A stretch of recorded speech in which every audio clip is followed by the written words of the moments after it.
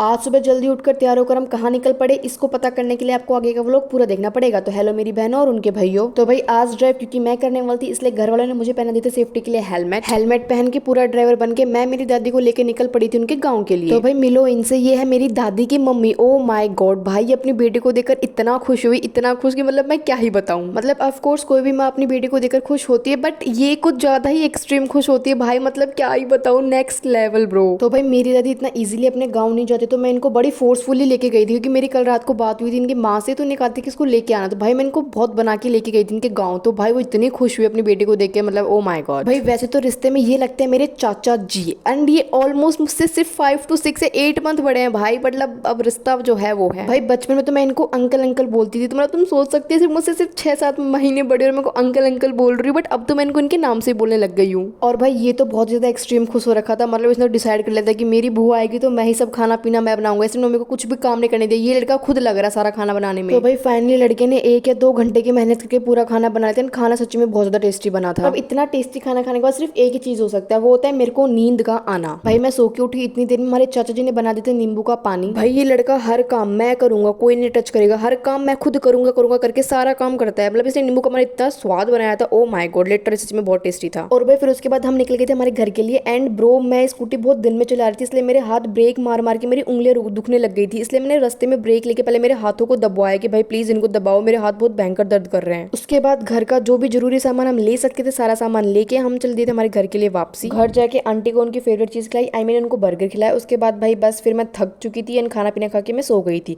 So guys वो करती यहीं पे एंड मिलते हैं हमको कल के एक न्यू व्लॉग में। Till then tata bye bye.